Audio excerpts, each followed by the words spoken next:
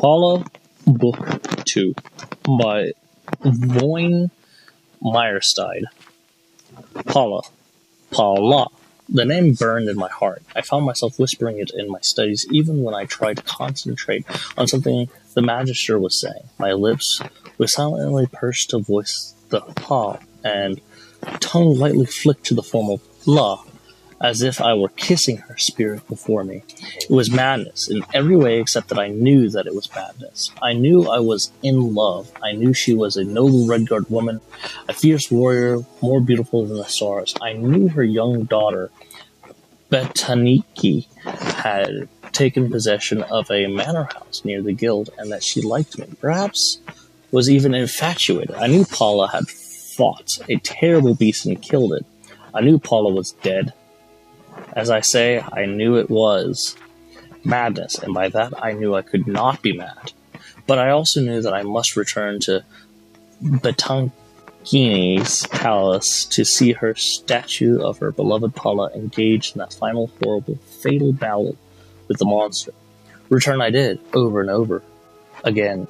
Had Betaniki been a different sort of noblewoman, more comfortable with her peers, I would not have had so many opportunities.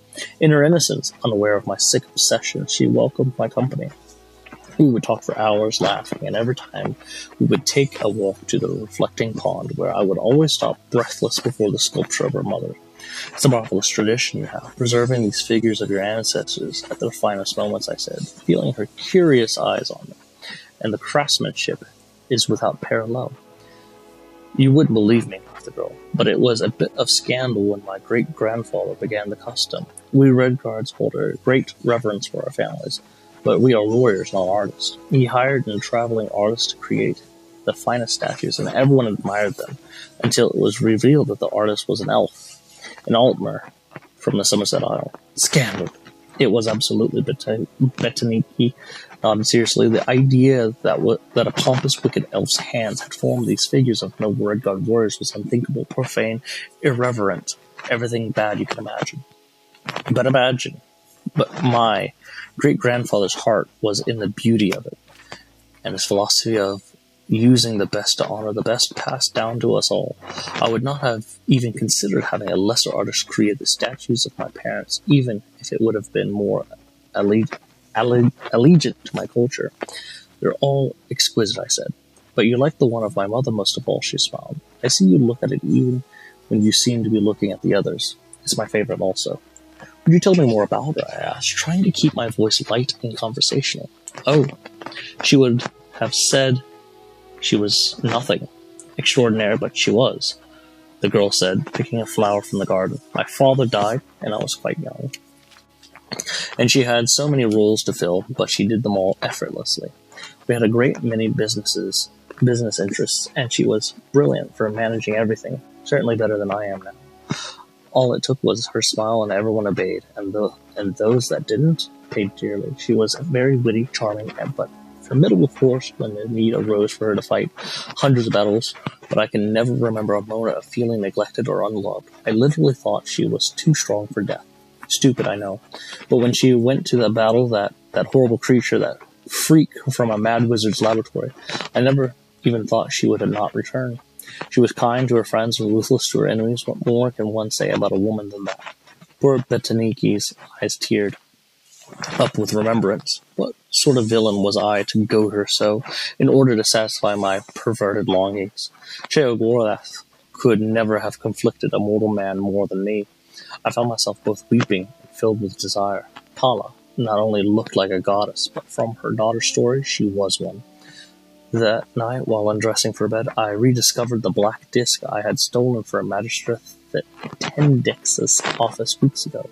I had half forgotten about its existence, that mysterious necromantic artifact which the mage believed could resurrect a dead love.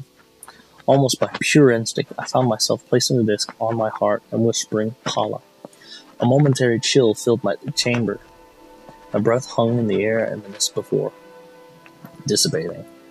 Frightened, I dropped the disc. It took a moment before my reason returned, and with it the inescapable conclusion that artifact could fulfill my desire. Until the early morning hours, I tried to raise my mistress from the chains of oblivion, but it was no use. I was no necromancer. I entertained thoughts of how to ask one of the magisters to help me, but I remembered how Magister Ilther had did me to destroy it. They would expel me from the guild if I went to them and destroy the disc themselves, and with it, my only key to bringing my love to me. I was in my usual semi-torpid condition the next day in class. Master Ilther himself was lecturing on his speciality, the School of Enchantment. He was as dull speaker with a monotone voice, but suddenly I felt as if every shadow had left the room and I was in a place of light. When most persons think of my particular science, they think of the process of invention, the infusing of charms and spells into objects, the creation of a magical blade, perhaps, or a ring. But the skilled enchanter is also a catalyst. The same mind that can create something new can also provide greater power than something old. A ring that can generate warmth of a novice on the hand of such a talent can bake a forest black. The fat man chuckled. Not that I'm advocating that. Leave that for the School of Destruction. That week, all the initiates were asked to choose the field of specialization. All were surprised when I turned my back on my old darling, the School of Illusion. It seemed ridiculous to me that I had ever entertained an affection for such superficial charms. All my intellect was now focused on the School of Enchantment, the means of which I could free the power of the disc. For months thereafter, I barely slept. A few hours a week I'd spend with Betanique and my statue to give myself strength and inspiration. All the rest of the time was spent with Magister Ilther and his assistants, learning everything I could about enchantment. They taught me how to taste the deepest levels of magic within a stored object. A simple spell cast once, no matter how skillfully and no matter how spectacularly, is ephemeral of the present, but it is and no more, sighed Magister Ilther. But placed in a home, it develops into an almost living energy, maturing and ripening, so only its surface is touched with when an unskilled hand wields it. You must consider yourself a miner, digging deeper to pull forth the very heart of gold. Every night when the laboratory closed, I practiced what I had learned. I could feel my power to grow, and with it, the power of the disc. Whispering, Pala, I delved into the artifact, feeling every slick nick that marked the runes, every facet of the gemstones. At times, I was so close to her, I felt hands touching mine. But something dark and bestial, the reality of death, I suppose, would always break across the dawning of my dream. With it came an overwhelming rotting odor, which the initiates in the chambers next to mine began to complain about. Something must have crawled into the floorboards and died, I offered lamely. Magister Ilther praised my scholarship and allowed me to do the use of his laboratory after hours to further my studies. Yet, no matter how I learned, Paula seemed sacred, scarcely closer. One night, it all ended. I was swaying in a deep ecstasy, moaning her name, the disc bruising my chest, when a sudden light flashing through the window broke my concentration. A tempest of furious rain roared over Miracle Room. I went to close the shutters, and when I returned to my table, I found that the disc had shattered. I broke into hysterical sobs and then laughter. It was too much for my fragile mind to bear such a loss after so much time and study. The next day and the day after, I spent it in my bed, burning with a fever. Had I not been at a mage's guild with so many healers, I likely would have died. As it was, I provided an excellent study for the budding young scholars. When at last I was well enough to walk, I went to visit Betanique. She was charming, as always, never once commenting on my appearance, which must have been ghastly. Finally, I gave her reason to worry when I politely but firmly declined to walk with her along the reflecting pool. But you love looking at the statuary, she exclaimed. I felt that I owed her the truth and much more. Dear lady, I love more than the statuary. I love your mother. She is all I've been able to think about for months now. Ever since you and I first removed the tarp from that blessed statue, I don't know what you think of me now, but I have been obsessed with learning more to bring her back from the dead. Betanique stared at me, eyes wide. Finally she spoke. I think you need to leave now. I don't know if it is a terrible jest. Believe me, I wish it were. You see, I failed. I don't know why. It could not have been that my love wasn't strong enough, because no man had a stronger love. Perhaps my skill as a enchanter are not masterful, but it wasn't from lack of study. I could feel my voice rise, and I knew beginning to rant, but I could not hold back. Perhaps the fault lay in that your mother never met me. and that I think that only the caster's love is taken into account in the necromantic spell. I don't know what it was. Maybe that horrible creature, the monster that killed her, cast some sort of curse on her with its dying breath. I failed, and I don't know why. With a surprising burst of speed and strength for the small body, Betanique shoved her against me. She screamed, "Get out!" and I fled out the door. Before she slammed the door shut, I offered my pathetic apologies. "I'm so sorry, Betanique.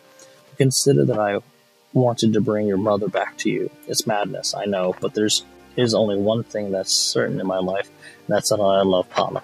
The door was nearly shut, but the girl opened it a crack to ask timorously, "You love whom?" "Paula," I cried to the gods. "My mother," she whispered angrily, was named Zarlais. Paula was the monster. I stared at the closed door for Mara knows how much time, and then began to long walk back to Mageskill. My memory searched through the minutiae to the tales in Talos night, so long ago when I first beheld the statue, and first heard the name of my love. That Breton initiate, Galen, had spoken. He was behind me. Was he recognizing the beast and not the lady? I turned a lonely bend that intersected with the outskirts of near Kurup, and a large shadow rose from the ground where it had been sitting, waiting for me. "Paula," I groaned. "Paula." "Kiss me," it howled. And that brings my story up to the present moment. Love is red, like blood.